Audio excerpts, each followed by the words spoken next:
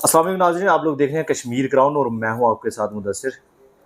हमारे साथ जम्मू कश्मीर के मशहूर एक्टर या मशहूर शख्सियत कह सकते हैं जिन्होंने बहुत ही जल्द बॉलीवुड में अपना नाम रोशन किया है, जम्मू कश्मीर का पूरा नाम रोशन किया और आज वो लगभग डिस्ट्रिक्ट रियासी में पहुंचे हैं क्योंकि युवाओं की काफ़ी डिमांड थी उनसे मिलने की। और रियासी में जो नेशनल थिएटर फेस्टिवल चल रहा था उसके चलते वो कल यहाँ पहुंचे थे और उनसे कुछ मुलाकात भी काफ़ी सारे युवाओं ने की और लोग भी काफ़ी उम्मीदें रखते हैं कि वो हर किसी से उनका जो मेल मिलाप है काफ़ी अच्छा लगा।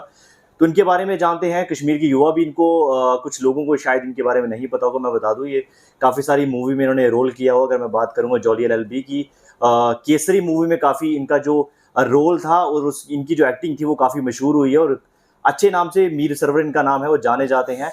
1999 में इन्होंने बॉलीवुड में अगर कैसे मॉडलिंग में अपनी शुरुआत कर ली थी, उसके बाद क्या कुछ कैसे सफ़र रहा इनका वो पूरी जानने की इनसे कोशिश करते हैं कि कश्मीर से लेकर मुंबई फिल्म इंडस्ट्री तक का सफ़र इनका कैसा रहा और किन किन परेशानियों को इनको सामना करना पड़ा है। क्योंकि आज के समय में बहुत सारी मैं कह सकता हूँ कि प्रॉब्लम फेस करनी पड़ती हैं क्योंकि कोई किसी को किसी से आगे नहीं देखना चाहता। और उस समय काफ़ी समय लगा इनको वहां तक पहुंचने में और क्या कुछ पूरी स्टोरी रहेगी। सर सबसे पहले आपका बहुत बहुत शुक्रिया करेंगे समय देने के लिए।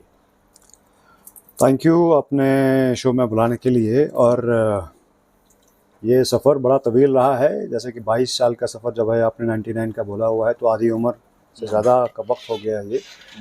और आज जिस मकाम पर है ऐसे होता है like this is the tip of an iceberg. अभी बहुत हासिल करना बाकी है, बहुत सक्सेस पाना बाकी है, बहुत काम करना बाकी है। लेकिन क्या होता है कि एक आइसबर्ग की जब टिप दिखती है तो सिर्फ इन सबको सक्सेस दिखती है, लेकिन उसके पीछे की जो मेहनत होती है वो किसी को नहीं दिखती। वो एक नीचे पूरा पहाड़ होता है, वो पहाड़ में हर किसी इंसान की तरह, हर आर्टिस्ट के लिए, हर इंसान के लिए, हर प्रोफेशन में जो हार्डशिप्स रहती हैं, अप्स एंड डाउन्स रहते हैं, वो मेरे साथ भी रही हैं।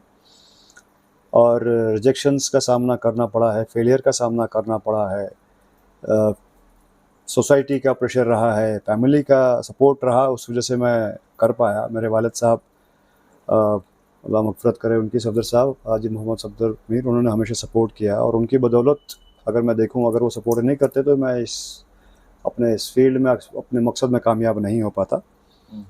और कई बार ये चीज़ रहती है कि भाई एक मेंटल आपको बड़ा स्ट्रांग रहना पड़ता है लाइफ में, क्योंकि जो फेलियर्स, जो हार्डशिप्स, जो अप्स एंड डाउन्स मैंने लाइफ में देखे और मेरे स्पोर्ट्स बैकग्राउंड की वजह से, तो वो कहीं ना कहीं मेरे काम आया, क्योंकि हम मेंटली बड़े टफ रहते हैं उस वजह से। और उससे बड़ा फ़ायदा हुआ मुझे। और ये चीज़ें, ये दौर, वो सफ़र, मैं कल भी बात कर रहा था कि देयर वाज अ स्टेज जब मैं एक साल बजरंगी भाईजान फैंटम रिलीज़ होने के बाद एक रिहेबिलिटेशन कोरेगांव ईस्ट में है, एक दैट्स अ चौल, वहाँ रहा हूँ और I used to have 1 meal a day.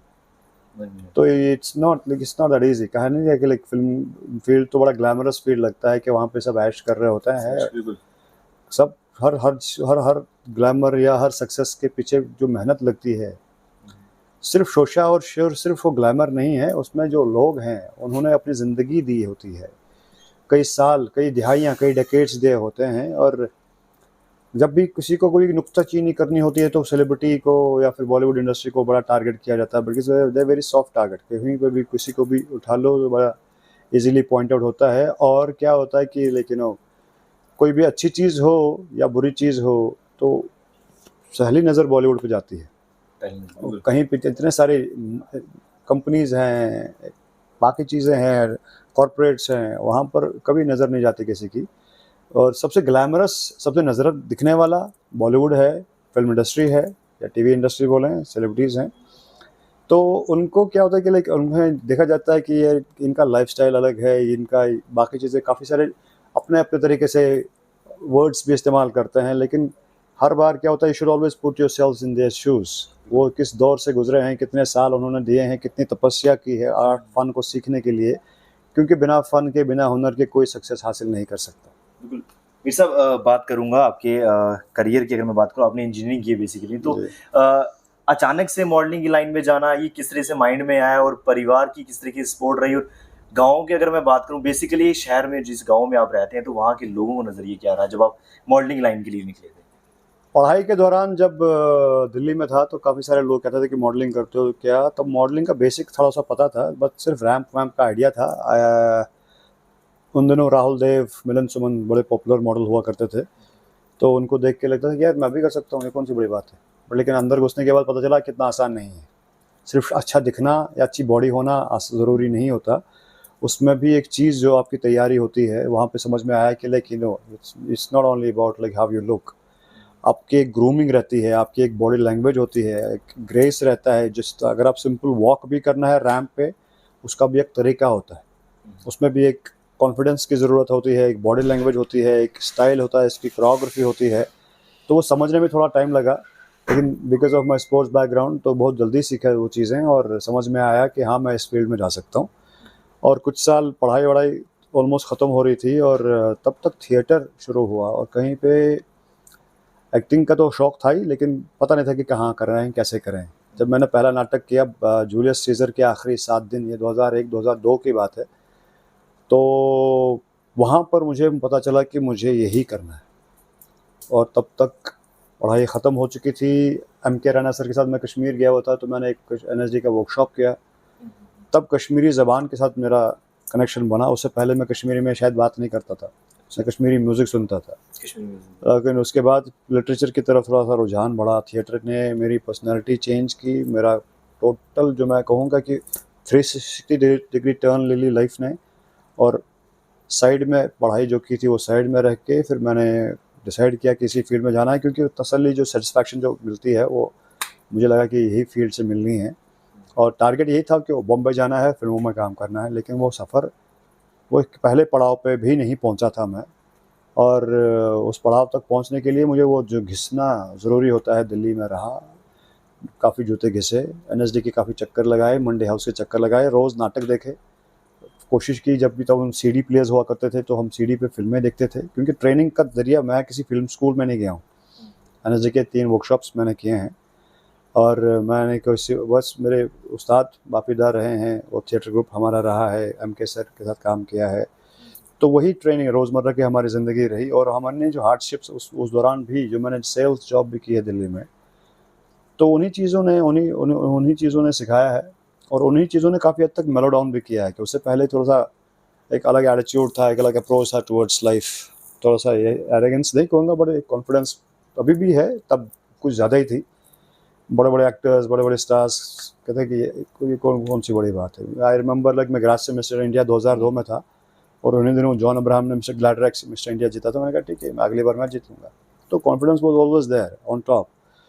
But theatre के बाद और उन हार्डशिप्स के बाद वो थोड़ा समझ में आया है कि लाइक ज़िंदगी उतनी आसान भी नहीं है कि आपके सामने खाना आता है तो आप जस्ट खाते हो, इट्स वेरी ईजी। आपकी फैमिली सपोर्ट कर रही है फिनेंशियली भी, तो चीज़ें बड़ी आसान होती हैं। अब मेरे पास 2 ही ऑप्शन थे, या फिर मैं कश्मीर में जाके गवर्नमेंट जॉब करता, जो मुझे मिली थी स्पोर्ट्स कैटेगरी में, और घर पे रहूँ, कंफर्टेबल लाइफस्टाइल, या फिर मैं ऐसे अनसर्टन फील्ड में जंप करूँ जहाँ पर बहुत हार्डशिप्स हैं, बहुत मुश्किलात हैं, बहुत मुश्किलात का सामना करना पड़ेगा। तो मैंने वही रास्ता चुना, और कई बार पछताया भी कि यार गलती की शायद। But as they say like you know where there is a will there is a way. आप मेहनत करेंगे, ईमानदारी से काम करेंगे, और अपने मंजिल की तरफ नज़र रखेंगे, और उस पर खुदा पर यकीन करेंगे, तो आपका काम आसान हो जाएगा इंशाल्लाह। आपसे एक सवाल रहेगा मेरा, कश्मीर के युवाओं के लिए क्या सोचते हैं आप? क्योंकि जम्मू कश्मीर की पूरी बात करूँ, आज फिल्म इंडस्ट्री में लगातार युवा जाना चाहता है, मॉडलिंग की लाइन में जाना चाहता है, तो किस तरीके से उनको रास्ता जो है अपनाना चाहिए? क्योंकि मॉडलिंग में जाते हैं अक्सर हमने देखा है, तो वहाँ से उनको लगता है कि शायद अब जल्द हम बॉलीवुड में पहुँचने वाले हैं, तो बीच में कुछ काफ़ी चीज़ सीखनी पड़ती है। आज की तारीख में वहाँ पहुँचना बड़ा आसान है, क्योंकि सोशल मीडिया की वजह से आपकी रीचेबल हो, अप्रोचेबल हो, आप you can post anything on social media, और वो दुनिया तक पहुंच सकती है। तब ये है कि बॉम्बे में रहना पड़ता था, लोगों से मिलना पड़ता था, और फिज़िकली मिलना पड़ता था। वो आज का दौर नहीं है। आज की तारीख में आप जिस भी शहर में हैं, आपको ज़रूरी नहीं है कि रियासी से जम्मू जाना, या जम्मू से दिल्ली जाना, या दिल्ली से बॉम्बे जाना, वो ज़रूरी नहीं है। अगर आप सही तरीके से अपने वीडियोस को, अपने हुनर को YouTube channel, Instagram, Facebook, whichever social media platform है, उस पे अपलोड करें। हमेशा ऐसे लोग होते हैं जो उसको सही लोगों तक पहुंचाने में आपकी मदद करते हैं। फॉर एग्ज़ाम्पल, अगर यहाँ पे रियासी में कोई अच्छा हुनरमंद है, तो शादाब जी की नज़र में आ जाएंगे। शादाब जी की नज़र में आ जाएंगे तो हाँ, उनके कनेक्शन में जितने भी सारे लोग हैं, हम भी हैं, हमारी नज़र में आ जाएंगे। हमारी नज़र में आएंगे तो हमारे से और भी 50 लोग हैं, उनकी नज़र में आएंगे, तो ये छोटा सर्कल है। ये बहुत बड़ी बात नहीं है कि यहाँ से रियासी से बम्बई पहुँचना फिल्म इंडस्ट्री में काम करना, लेकिन वो तभी मुमकिन है जब आप में वो चीज़ है, और वो चीज़ तभी बन सकती है जब आप सच में खुद पे काम करोगे। खुद पे काम करने के लिए, जैसे मैंने कल कहा कि इट्स नॉट कि सिर्फ आप गुड लुकिंग हो, आपकी बॉडी है, आपके सिक्स पैक है, सिर्फ वो ज़रूरी नहीं है। खूबसूरत सभी हैं। JNK की अगर हम बात करें, तकरीबन हर कोई पत्थर मारो तो खूबसूरत इंसान पे ही पड़ेगा। सिर्फ खूबसूरती नहीं चाहिए, खूबसूरती के साथ साथ आपकी ज़बान, आपकी बॉडी लैंग्वेज, आपका तलफ़्फ़ुज़, आपकी प्रोनंसिएशन, आपके जज्बा, आपके जो भाव होते हैं, नौरस होते हैं इसमें, उनको समझने की ज़रूरत होती है। कैमरे की नॉलेज और होना ज़रूरी होता है। टेक्निकली अगर कैमरा इस तरफ है तो लाइट इस तरफ है, तो मुझे कैसे उसमें एक्ट करना है। स्टेज का क्राफ्ट अलग है, टीवी का, कैमरे का और रेडियो का, ये सब चीज़ों का थोड़ा नॉलेज, और नॉलेज पाना बड़ा मुश्किल नहीं है। जो वक्त हम सोशल मीडिया पे, मोबाइल पे सर्फ करते हैं, स्पेंड करते हैं, उसके प्रोज एंड कॉन्स भी हैं। आप सिर्फ रील्स देख रहे हो या फिर आप पढ़ाई भी कर रहे हो, उसमें आपकी पढ़ाई तो है, उसको कभी कंप्रोमाइज़ मत करो। You should always rely on your studies. सबसे ज़्यादा आपका दोस्त जो है आपकी एजुकेशन है, उसको कॉम्प्रोमाइज़ नहीं करना चाहिए। फैमिली को प्रेशराइज़ नहीं करना कि मुझे इतने लाख दो या इतने हज़ार दो, मुझे ये करना है। अगर आपका ये शौक़ है, उसके लिए कोशिश करो कि अपने एफर्ट्स लगा के वो चीज़ हासिल कर लो। कई बार क्या इमोशनली हम अपने फैमिलीज़ को, अपने रिश्तेदारों को करते हैं कि लाइक सपोर्ट करने के लिए, तो कई बार ऐसी फैमिलीज़ भी होती हैं जो करते हैं सपोर्ट, लेकिन कोशिश यही रहनी चाहिए कि हम अपने बल पे वो चीज़ को हासिल कर लें। Family is already taking care of education, तो एजुकेशन को कॉम्प्रोमाइज़ करे बिना अपने अपने अपने स्किल्स पे काम करें, और should not only rely on one thing. इसको सिंपली पहले से ही एज ए प्रोफेशन मत लें। आराम से कि यू कैन ऑलवेज जो आप जॉब करना चाह रहे हैं, जिस भी प्रोफेशन में आप जाना चाह रहे हैं, और इसके साथ साथ एक रिहर्सल करते रहें। इसमें कोई उम्र की बंदिश नहीं है, इसमें कोई क्राइटेरिया नहीं कि 18 ही हो तो चलेगा, 25 ही हो तो चलेगा।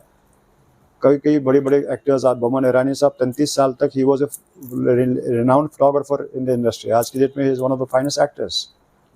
इतने बड़े बड़े एक्टर्स आए हैं जो 30, 40, 50 साल के बाद भी इंडस्ट्री में आए हैं। So there is no age boundation as सच।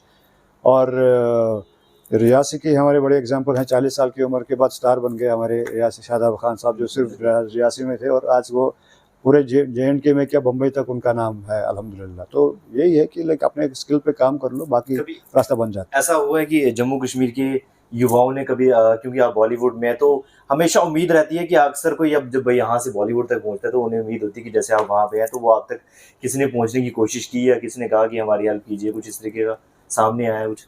नहीं, हर बार होता है। सोशल मीडिया पे हर दिन ऐसे दर्जनों मैसेजेस आते हैं, लेकिन क्या होता है, मेरी अक्सर कोशिश रहती है, अगर मेरे पास वक्त है तो मैं रिप्लाई करता हूँ। और हर बार वो मुमकिन नहीं होता, बट अक्सर मेरी ये कोशिश रहती है कि मेरी सजेशन यही होती है जो मैं इस वक्त बोल रहा हूँ, कोई थिएटर ग्रुप ज्वाइन कर लो, अपने स्किल्स पे काम कर लो। किसी की सिफारिश पे आपको कोई काम नहीं मिलने वाला। किसी मिनिस्टर की सिफारिश भी आपको काम नहीं दे सकती जब तक आप में ऑनर नहीं है।